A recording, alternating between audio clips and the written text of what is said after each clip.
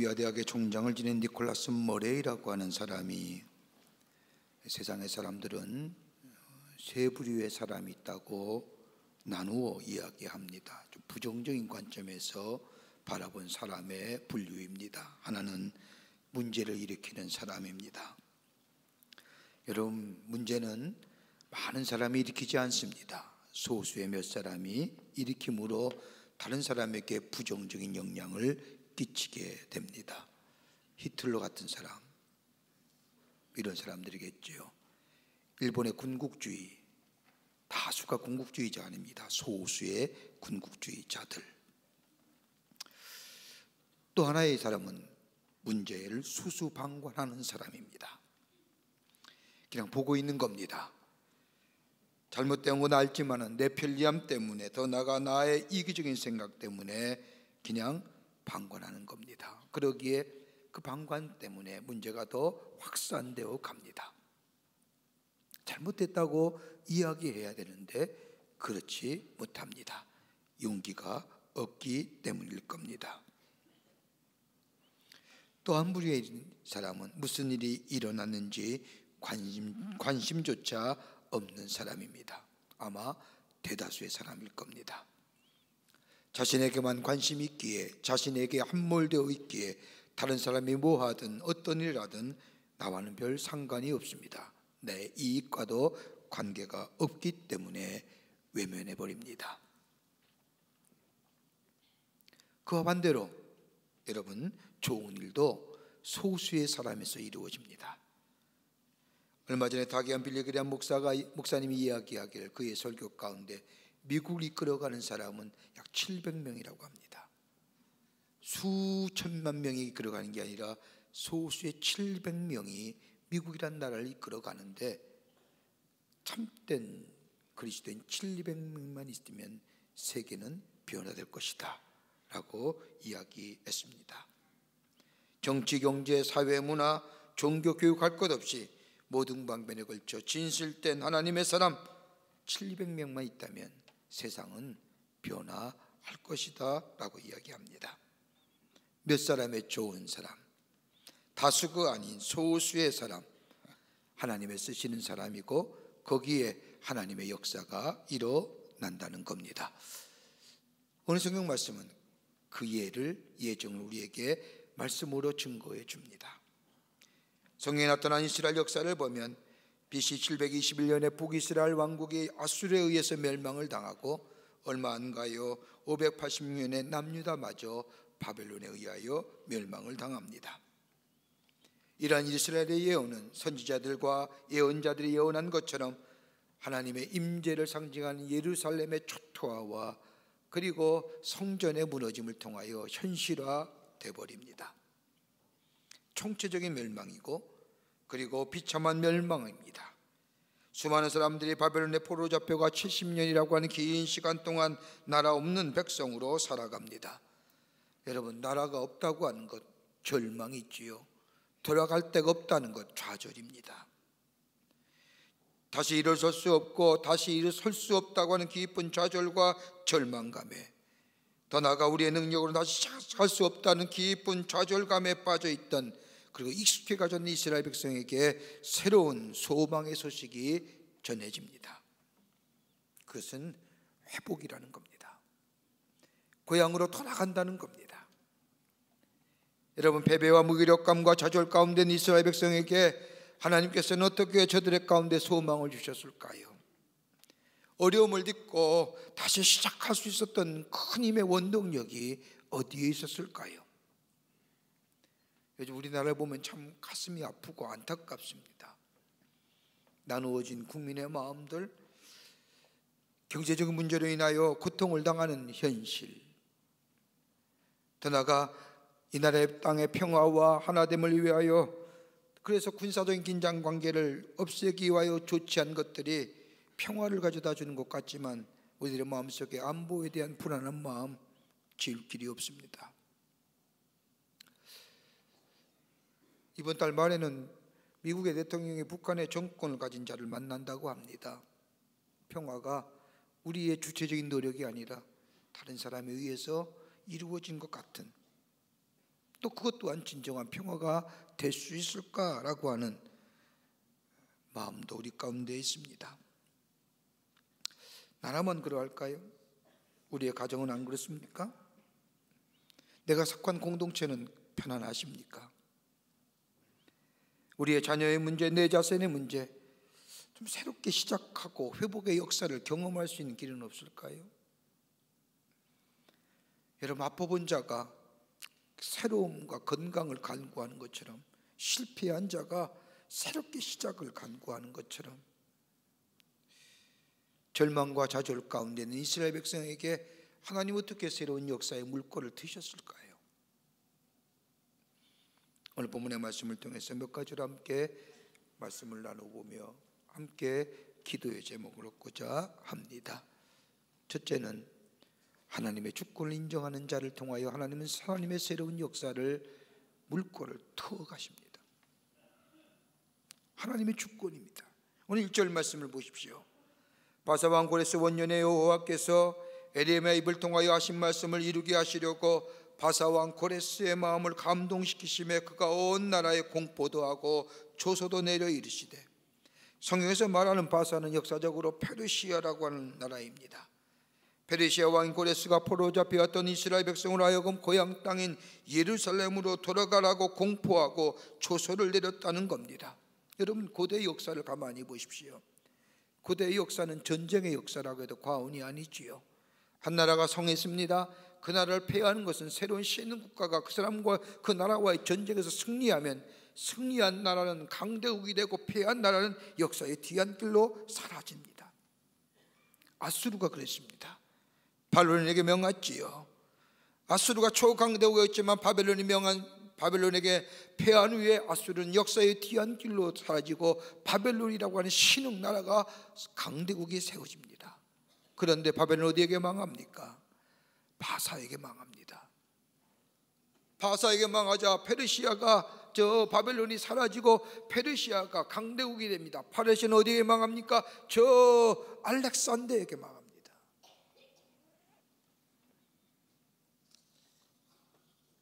오늘 영경에 나온 이 바사가 바로 남유다를 멸망시킨 바벨론을 쳐서 승리하여 새로운 강자가 된 나라입니다.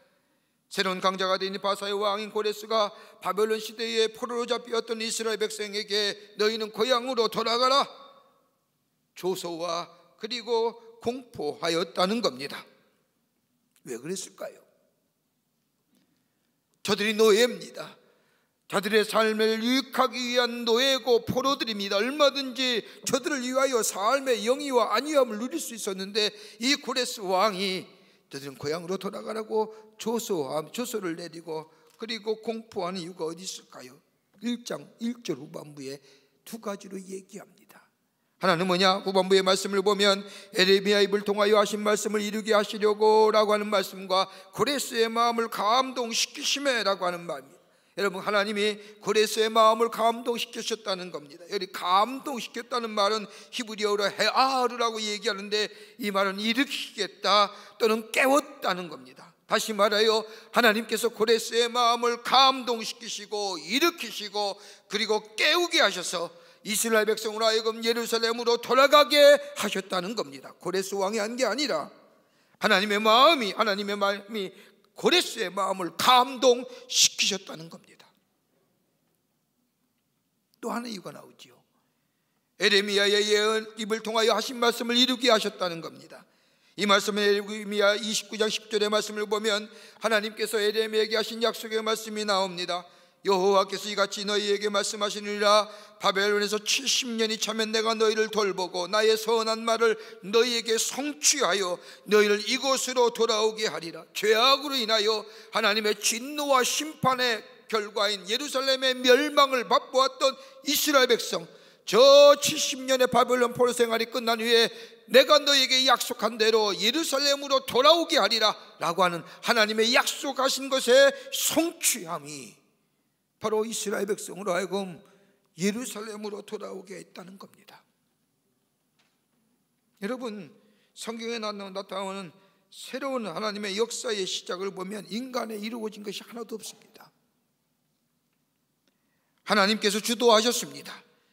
역사의 반전은 인간에 의해서 이루어지는 것이 아니라 하나님의 절대 주권에 의해서 이루어짐을 보게 됩니다. 개인의 역사도 마찬가지입니다.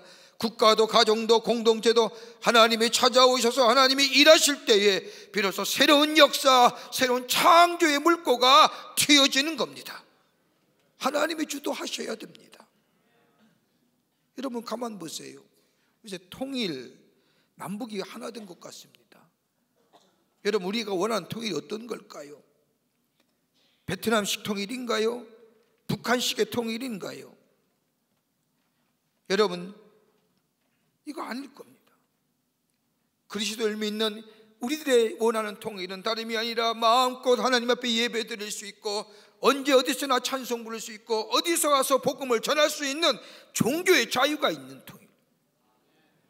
여러분 6.25 전에 저 수많은 북쪽에 있는 그리스도인들이 왜 사선을 넘어서 이 남한 땅에 내려온 게 뭘까요? 그때는 복음을 전할 수 없었고 예배를 마음껏 드릴 수 없었고 찬송을 드릴 수 없었기에 복음의 자유를 찾아서 내려온 거 아닙니까?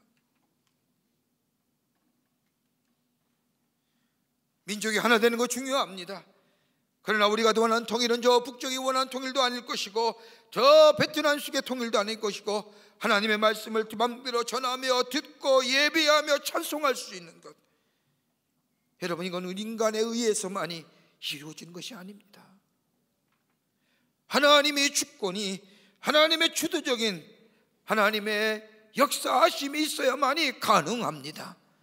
어떻게 이루어지는 겁니까? 하나님의 역사가 어떻게 우리 가운데 이루어질 수 있을까요? 여러분 다름이 아니라 기도해야 됩니다. 나라를 위해 기도하고 우리가 할 수 있는 일은 국가의 정책이나 국가의 결정에 저항할 만한 힘이 없지만 저항한다면 문제가 생기지만 그러나 꼭 해야 할 것이 있다고 한다면 하나님의 주권, 하나님의 주도하심을 인정하며 주권을 믿는 믿음으로 기도하는 자들. 우리의 가정 보십시오. 내 자녀의 문제를 보며 배우자의 관계를 보며 내가 속한 공동체의 문제를 가만히 보십시오. 우리가 할 수 있는 것 같지만 할 수 있는 게 아무것도 없습니다. 우리의 자녀만 하더라도 그러지 않습니까? 마음대로 됩니까? 우리의 가정일 마음대로 되더라는 겁니까? 내가 속한 공동체는 어떠한지요?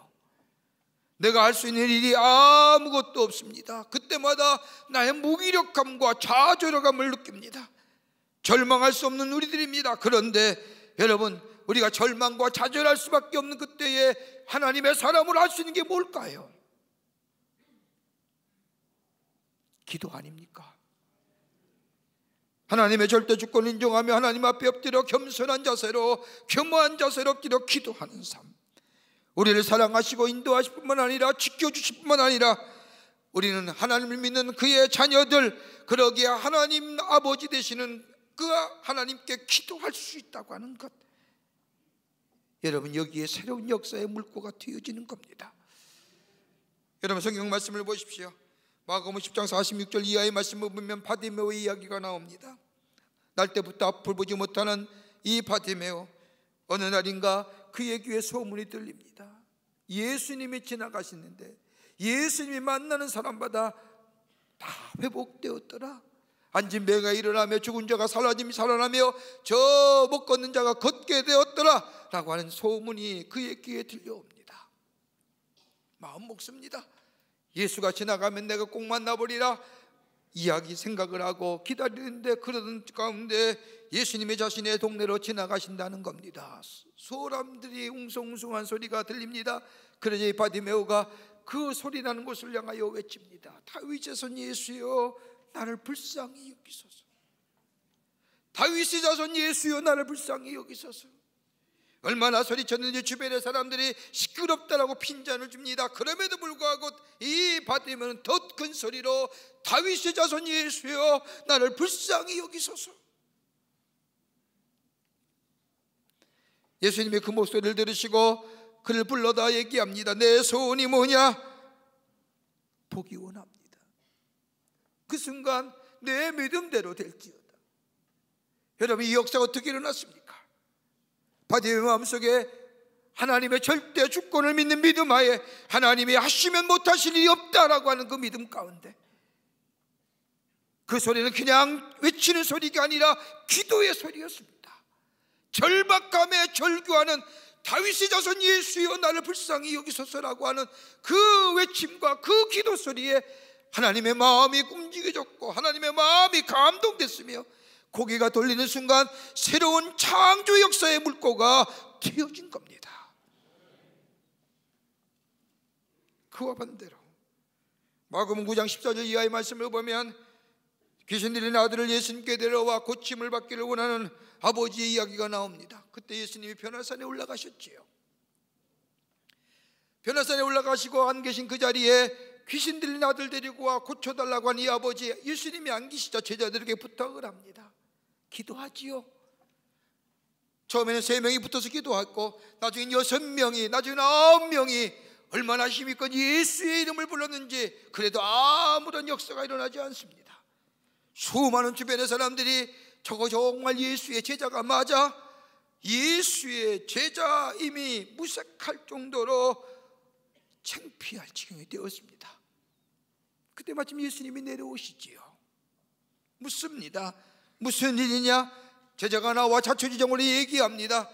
그 말씀을 들은 예수님께서 그 귀신 들린 아들과 아버지를 불러서 말합니다.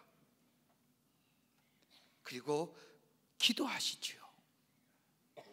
귀신이 나가 온전하게 되었습니다. 귀신이 아들, 온전케 된 아들과 아버지가 돌아간 후에 제자들이 예수님께 찾아와 묻습니다. 왜 우리는 능히 이 일을 하지 못하는 겁니까? 그때 예수님께서 마가복음 9장 29절 말씀에 기도 외에는 다른 곳으로 이런 유가 나갈 수 없느니라. 여러분, 똑같은 기도입니다. 하나님은 역사가 일어났고 하나님은 아무런 역사가 없이 오히려 창피를 당합니다. 이유가 어디 있습니까? 마가복음 9장에 나오는 제자의 기도들은 하나님의 주권, 하나님의 주도하심, 하나님의 역사하심을 믿는 기도 아니었습니다.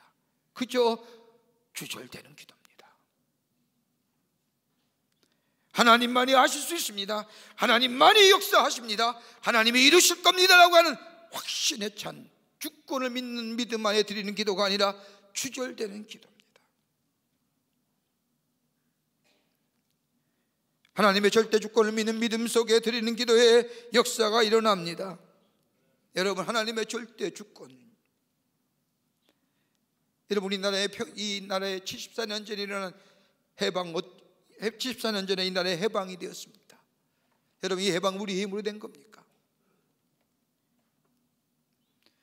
여러분, 6.25 전쟁에 저 북한의 우리나라의 촉화 통일될 때에 저 부산 밖에, 경상도 밖에 일부가 남지 않았던 이 나라, 이젠 정말로 절망과 패방의 속에 빠졌던 이 나라 자유국가 된 것, 여러분 어떻게 설명하십니까?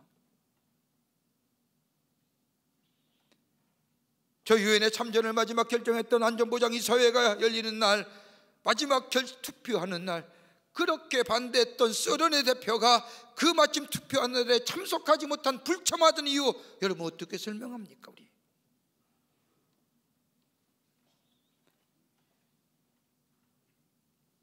아무리 설명하려고 해도 설명할 수 없는 일입니다.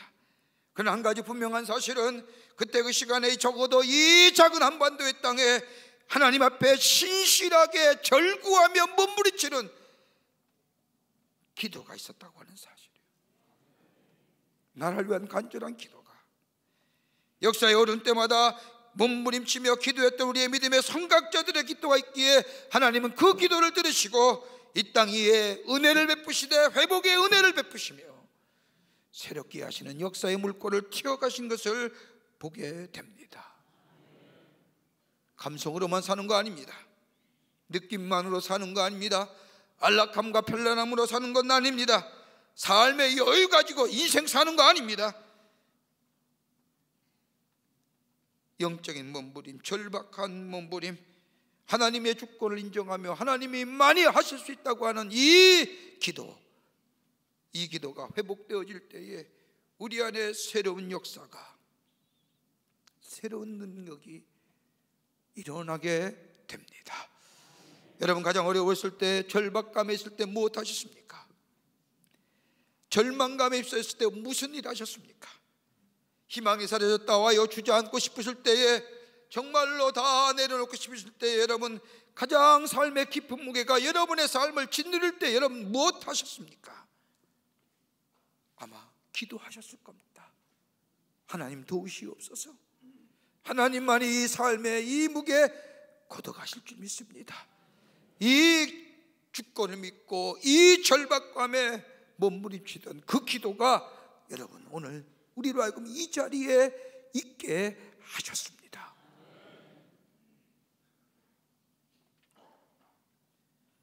하나님의 절대 주권을 인정하며 하나님 앞에 겸손한 마음으로 역사의 주인 되시는 하나님을 붙잡고 기도할 때에 거기에 회복의 역사가 일어나고 거기에 새로운 역사가, 창조 역사의 물꼬가 튀어집니다. 기도가 회복되어야 됩니다.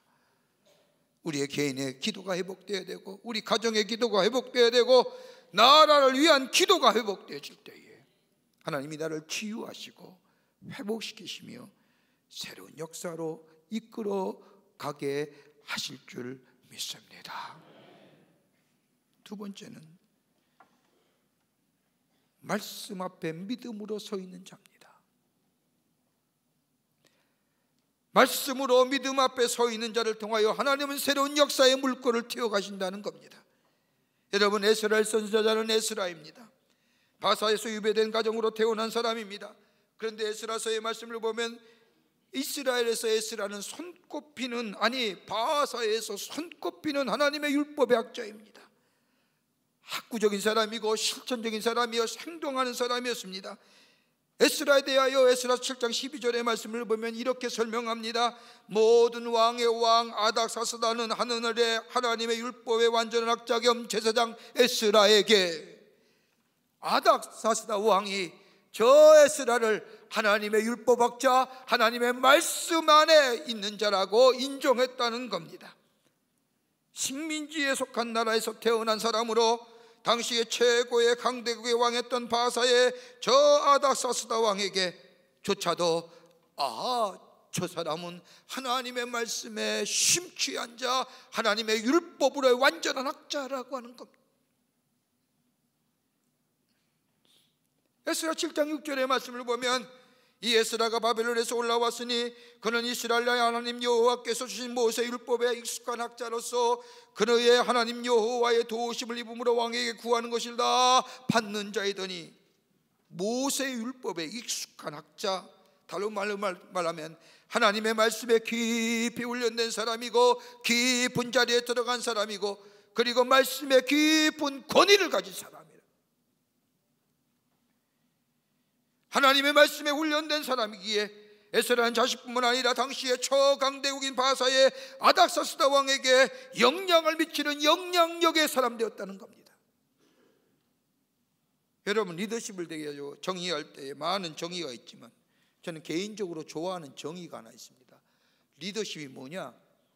영향을 미치는 겁니다. 어떤 자에게? 영향을 끼치는 자에게 영향을 미치는 자. 영어의 표현으로 하면 influence to influence. 이게 리더십입니다. 가장 영향 있는 자에게 영향을 미쳐주는 게 리더입니다.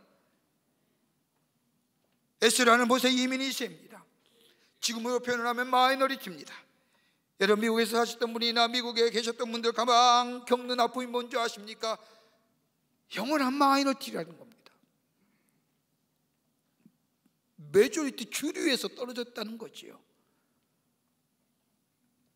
미국의 남쪽으로 내려가면 남쪽 영어가 좀 서든 랭귀지라고 해서 발음이 좀 투박합니다. 제가 공부했던 것이 바로 그 서든 랭귀지의 영향을 받는 곳인데, 처음에 갔더니 영어도 못하지요. 얼굴도 노란색이지요. 몇 마디 건대놓고 발음도 이상하니까 그 다음서부터는 사람을 취급하네요. 그 레이시즘, 인종주의의 가장 큰 문제인 주의인데 무시당합니다. 뭐 많이 배웠고 학교의 지위가 어떻고 공부 아무 상관없습니다. 발음 하나 때문에, 얼굴색 다르다는 이유 때문에 너는 우리와 다르다고. 여러분, 그 무시가 얼마나 기분 나쁜지 아십니까? 에스라 그랬을 겁니다. 유대인입니다. 그것도 포로로 잡혀온 마리 포로지 노예입니다. 전쟁에 패한 노예가 나라 사람이로서 노예가 잡혀온 이 사람이 2세입니다.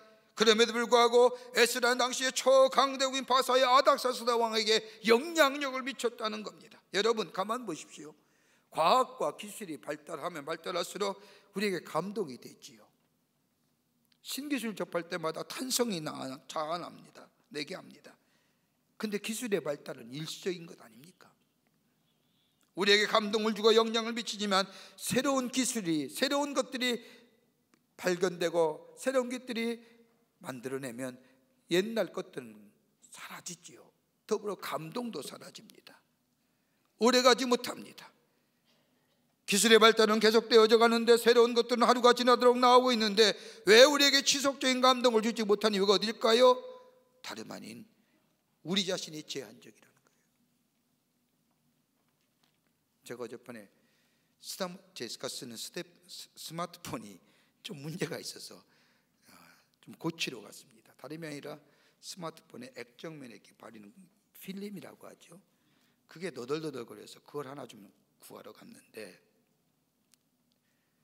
나이 드신 사람, 나이 먹은 사람은 저하고 몇 사람밖에 안 보입니다. 다 젊은 사람입니다. 새로운 것이 나왔는데 그 새로운 것에 관심 있는 젊은이들이 모여서 보고 또 시연도 하고 또 어떻게 다른가 또 비교도 해보고 값이 얼마인가 뭐 이런 것들 따지는데 저는 달랑 가서 필름 주세요. 그러니까 얘기가 안 되는 겁니다. 저는 그 내용이 어떻게 된 건지 아무것도 모릅니다. 겉모양만 보면 참 이쁘게 잘 나왔다, 이것이 다입니다. 그런데 젊은 사람들은 뭐예요? 들어가서 그것이 왜 좋은지, 그것이 어떻게 유용한지, 내 삶에 어떻게 도움이 되는지 다 해보고 정말 내게 필요한 건지 알아보고 삽니다. 그렇죠? 여러분도 나이 들어 보십시오. 그 감동 제한적인 겁니다.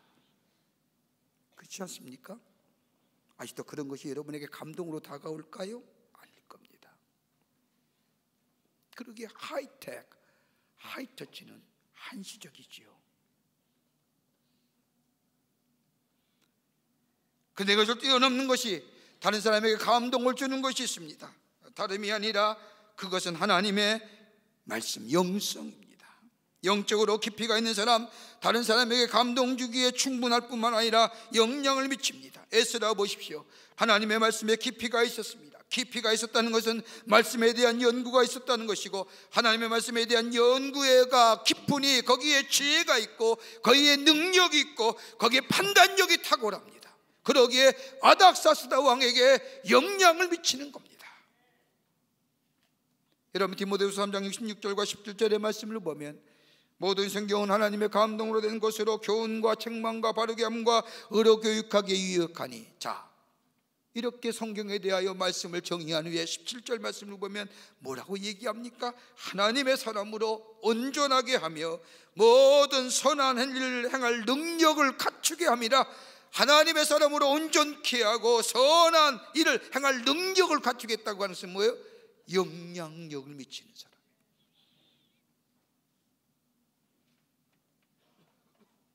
에스라가 붙잡은 것은 아닥사스다 왕의 권력이나 힘이나 문화나 문명이냐 안락함이 아니라 하나님의 말씀, 좌절과 절망의 시대에 일어날 수 있는 것, 깊은 어둠의 역사 속에서 새로운 소망의 역사를 일으키는 힘은 저 안락함과 저 문화나 문명이 유의가 아니라 나의 미래를 열어줄 수 있는 것은 오직 하나님의 말씀만이 나를 새로운 역사의 미래로 나아가게 한다고 하는, 좌절과 절망의 나락을 일으킬 뿐만 아니라 새로운 회복과 소망으로 나아가게 하는 것은 하나님의 말씀밖에 없다는 것을 알았던 이 에스라는 하나님의 말씀을 붙잡은 거예요. 저 에스겔의 마른 골짜기에 흩어진 마른 뼈에 하나님의 영이 임하게 될 때에 마른 뼈가 일어나고 하나님의 군대가 된 것처럼 하나님의 영으로, 하나님의 감동으로 쓰여진 하나님의 말씀, 이 말씀이 나를 좌절과 절망을 일으키게 하고 소망의 것으로 나아가게 할 뿐만 아니라 어둠을 이기고 빛으로 인도하는,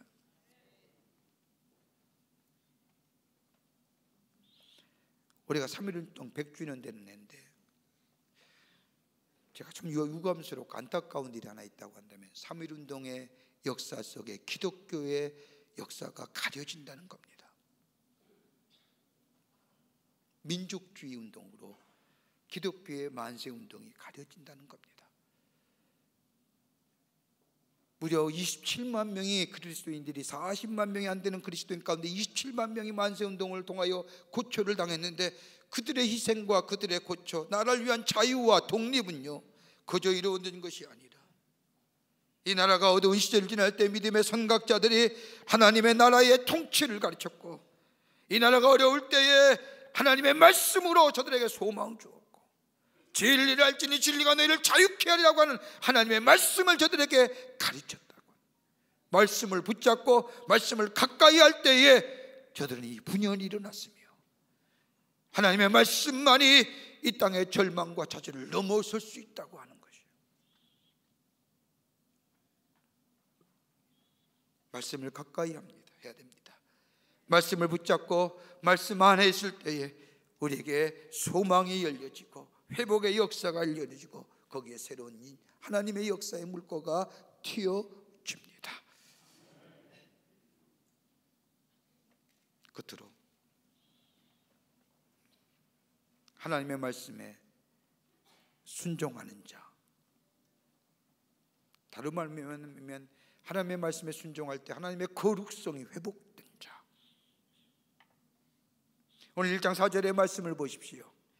그 남아있는 백성이 어느 곳에 머물러 살든지 그곳 사람들이 마땅히 은과 금과 그 밖에 물건과 짐승을 주었고 도와주고 그 외에도 예루살렘에 세울 하나님의 성전을 위하여 예물을 기쁘게 드릴지라 하였더라. 예루살렘의 성전의 재건, 하나님의 성전을 재건하기 위해서 예물을 기쁘게 드렸다는 겁니다. 여러분, 헌금 얘기하는 거 아닙니다. 잘 들어보십시오. 에스라가 바사왕 아닥사스다 왕의 칙령과 조서에 따라서 예루살렘에 돌아온 것은 두 번째 기관이죠. 성경의 역사를 보면 두 번째 기관입니다. 첫 번째 기관은 누구예요? 스룹바벨과 예수아를 통해서 무려 5만 명의 유대인들이 예루살렘으로 기원합니다. 그들의 목표는 예루살렘의 재건과 더불어 하나님의 성전의 건축이었습니다. 그런데 주변의 반대와 원래 있던 원주민과의 갈등을 해서 그것이 지연됩니다. 못 지어요. 그런 후에 얼마가 지난 후에 아닥사스다 왕이 에스라와 더불어 무려 2,000명의 사람을 다시 보냅니다. 그들은 순수하게 성전의 재건입니다. 그런데 에스라와 함께 온 2,000명의 명단이 7장서부터 마지막 10장까지 기록되어 있고 1장부터 6장까지는 스룹바벨과 예수와 함께 5만 명이 예루살렘에 이주했던 그 명단이 기록되어 있습니다. 2,000명 가운데 그들의 면면을 가만히 살펴보면 그들 가운데는 레위인도 있었고 그 가운데는 제사장도 있었고 그 가운데는 노래하는 자도 있었고 그들의 성전에서 일하는 자가 있었습니다. 여러분, 뭘 얘기하는 걸까요? 왜 구체적으로 저들의 직업을 나열하며 저들은 성전에서 일하는 자요, 예배드리는 자요, 레위인이요, 제사장이라는 이유가 어디 있을까요? 다름이 아니라 예배의 회복을 얘기하는 겁니다. 성전이 건축된다는 것은 다름이 아니라 하나님의 귀한 예배가 회복된다는 겁니다. 예배가 회복이 다름 아니라 삶의 회복이요, 성전의 회복이 다름 아니라 하나님의 임재의 회복이기 때문에 여러분, 예수를 영접하고 새로워졌다는 기준이 어디에 있습니까? 변화되었다는 기준점이 무엇입니까? 예수님을 영접하는 위해 처음으로 변화된 것이 무엇입니까? 여러분, 가만히 보십시오. 예수를 믿고 변화된 첫 번째 요소가 자세입니다. 예배 드리는 제사가 달라지는 거죠. 예수를 영접하고 변화되기 전에는 저 뒤에 앉아서 팔짱을 끼며 교회의 수직지나 바라보며 아니면 음악이 좋으면 성가대 음악이 끝나고 나면 바로 눈 감고 편안한 자세로 들어가던 사람이 은혜 받고 변화되니 뭐예요? 자세가 달라지는 거예요. 성전 회복은 거룩함의 회복이고 성전은 거룩한 것이기에 성전이 회복되었다는 것은 거룩함이 회복되었다는 것이고, 예배가 회복되었다는 것은 하나님에 대한 자세가 달라졌다는 겁니다. 그러기에 에스라 7장의 말씀을 보면 성전이 회복된 후에 예배가 회복된 이스라엘 백성에게 에스라가 하나님의 말씀을 전합니다. 종어서부터 하나님의 말씀을 오전서부터 정오까지 지나는데 이스라엘 백성이 그 말씀을 그대로 솟아 듣습니다. 듣고 할렐루야 회개하고 하나님을 찬양하며 회개하고 기도하는 예배가 회복되니 하나님의 관계가 회복되고, 하나님의 관계가 회복되고 나니 새로운 역사가 시작된 거지요. 예배 잘 드려야 됩니다. 우리 안에 예배가 회복돼야 되고요, 내 가정의 예배가 회복돼야 되고요, 우리 공동체가, 이 나라가 예배가 회복되고 하나님의 거룩성이 회복되고 내 삶이 그럴 때 비로소 회복의 역사를 경험하는 겁니다. 이때 비로소 뭐요? 하나님의 새로운 역사의 물꼬가 틔워지는 겁니다. 어렵지요? 참 힘든 시절을 지납니다. 참 우리 아는대로 나름대로 절망과 좌절의 아픔이 있습니다.